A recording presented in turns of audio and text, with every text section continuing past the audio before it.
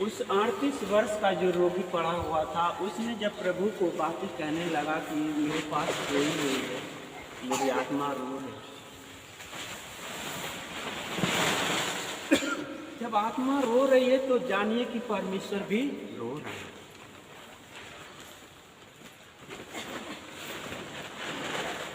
वचन देख रहे हैं। इन बातों के पश्चात यहूदियों का एक पर्व हुआ और यीशु यरूशलेम को गया। यरूशलेम में भेड़ फाटक के पास एक कुंड है जो इब्रानी भाषा में बैत हसदा कहलाता है। उसके 5 ओसारे हैं। इनमें बहुत से बीमार, अंधे, लंगड़े और सूखे अंग वाले पानी के किनारे पानी के हिलने की आशा में पड़े रहते थे, क्योंकि नियुक्त समय पर परमेश्वर के स्वर्गदूत कुंड में उतरकर पानी को हिलाया करते थे। पानी हिलते ही जो कोई पहले उतरता वह चंगा हो जाता था, चाहे उसकी कोई भी बीमारी क्यों न हो। हालेलुया, हालेलुया, हालेलुया, धन्यवाद परमेश्वर। जो कुंड था मेरे भाई बहन, उसके 5 ओसारे लगे थे। ओसारे में वो जितने बीमार थे, लंगड़े रहते थे, उसी में और उस पानी को ताकते थे उस कुंड में कि कब स्वर्गदूत उतरेगा, वो पानी हिलेगा, उसमें जो पहले जाएगा वो चंगा हो जाएगा। सभी लोग चंगे हो गए। 38 वर्ष वह उसी ओसारे के नीचे वो बिता दिया था ना। ये नहीं, वो 38 वर्ष अपने घर पर नहीं बिता था, उस ओसारे पर बिछा था, उस कुंड के बगल में। बताइए, अब बताइए कि 38 वर्ष से परमेश्वर उसको देख रहा था कि उसके साथ कोई नहीं है। कौन? उसको पानी में ले जाने के लिए अकेला था वो। कौन संगी हुआ? परमेश्वर। पानी की जरूरत नहीं पड़ी ना, किसी का मददगार की जरूरत नहीं पड़ी। चलिए वचन की तरफ हम देखते हैं। 5, वहाँ एक मनुष्य था जो 38 वर्ष से बीमारी में पड़ा था। यीशु ने उसे पड़ा हुआ देखकर और यह जानकर कि वह बहुत दिनों से इस दशा में पड़ा है, उससे पूछा, क्या तू चंगा होना चाहता है? उस बीमार ने उसको उत्तर दिया, हे प्रभु, मेरे पास कोई मनुष्य नहीं कि जब पानी हिलाया जाए तो मुझे कुंड में उतारे, परंतु मेरे पहुँचते पहुँचते दूसरा मुझसे पहले उतर जाता है। हालेलुया, हालेलुया, हालेलुया, धन्यवाद। यहाँ पर वचन में प्रभु ने कहा है कि मैं तुम्हें अनाथ न छोड़ूंगा, मैं शीघ्र तुम्हारे पास आता हूँ। यूहन्ना में जब पढ़ेंगे हम लोग, उसमें कहता है प्रभु कि मैं शीघ्र तुम्हारे पास आता हूँ। अब देख रहा हूँ वचन के द्वारा कि प्रभु शीघ्र इसके पास गए कि नहीं। 38 वर्ष से पड़ा हुआ। यीशु ने उससे कहा, उठ, अपनी खाट उठा और चल फिर। हालेलुया, हालेलुया, धन्यवाद परमेश्वर, धन्यवाद परमपिता परमेश्वर। वचन 9, वह मनुष्य तुरंत चंगा हो गया और अपनी खाट उठाकर चलने फिरने लगा। वह सब्बत का दिन था। कौन सा दिन था? आज का दिन था, आज का। इसलिए यहूदी उससे जो चंगा हुआ था कहने लगे, आज तो सब्बत का दिन है, तुझे खाट उठाना उचित नहीं।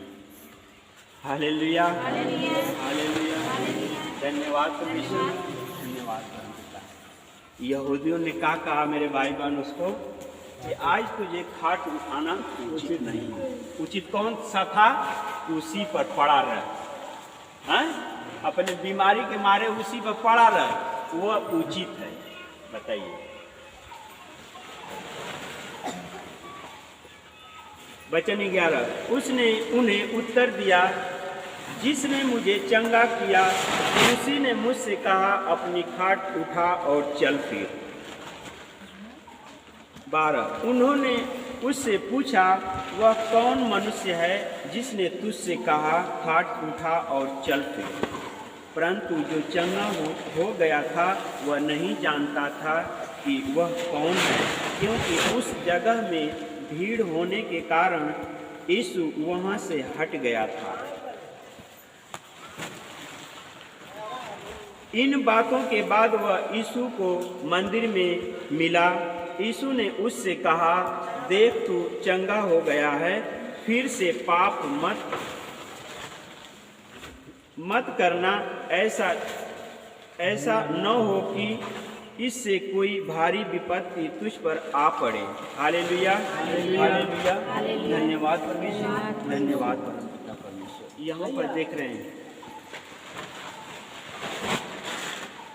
यहाँ पर देख रहे हैं प्रभु यीशु मसीह भीड़ के मारे वहाँ से चल दिए, और वह बीमारी वाला जो चंगा हुआ वो नहीं जान पाया कि मैंने कौन कहा, है ना, नाम भी नहीं जानता था पहले।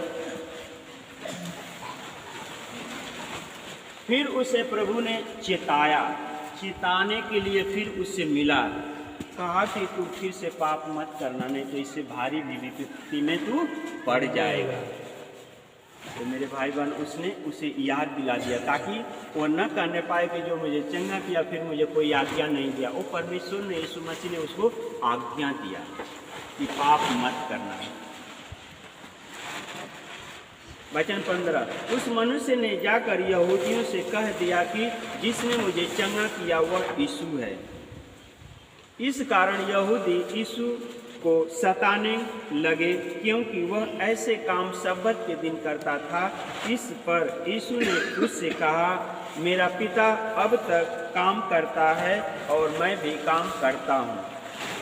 इस कारण यहूदी और भी अधिक उसके मार डालने का प्रयत्न करने लगे, क्योंकि वह न केवल सब्बत के दिन की विधि को तोड़ता, परंतु परमेश्वर को अपना पिता कहकर अपने आप को परमेश्वर के तुल्य भी ठहराता था। हालेलुया, हालेलुया, धन्यवाद परमेश्वर। यहाँ पर तो देखिए कि हम लोग खाली बस यीशु मसीह को मान रहे हैं, यीशु की वचन को सुन रहे हैं, तो हम लोग भी घात में लगे हैं हम लोग हैं। अब बताइए कि जो स्वयं कहेगा कि मैं परमेश्वर के समान काम करूँगा, तो उसको कौन न मारेगा? मानना चाहिए। जैसे ये लोग यहूदी लोग कहते थे कि ये विधियों को तोड़ता है। परमेश्वर ने कहा कि तुम 6 दिन काम काज करना और सब्बत के दिन आराम करना, है? तो यही ये लोग सोचते थे कि ये काम करता है, रोगियों को चंगा कर दे रहा है। उसी तरह संसार के जो हमारे दोस्त हैं, पड़ोसी हैं, हमारे दर्द याद है, वो लोग कहते हैं कि ये धर्म पे ही बदल दें। बताइए, हम अपने कर्म को अगर छोड़ दें, बदल दें हैं, तो विरोध में घात किए जाएंगे। तो परमेश्वर चंगा किया, उस 38 वर्ष को देखा कि यह पड़ा हुआ उसी तरह पड़ा है, इसको कोई उठा कर उस पानी में ले जाने के लिए नहीं। उसी तरह हर एक भाई बहन को सृष्टि में देखा है कि कौन बीमार है, कौन लाचार है, उन्हीं लोगों को उठा करके अपने पास रखा। क्यों? चंगा करने के लिए। नहीं तो क्या है, बताइए कि डॉक्टर नहीं है, हॉस्पिटल नहीं है, तांत्रिक नहीं है, मगर उन लोगों से हम लोग थक चुके हैं, है ना। जितने पैसे हम लोग गंवा चुके हैं। निःशुल्क में परमेश्वर चंगा करेगा, मगर नम्र और दीन बने।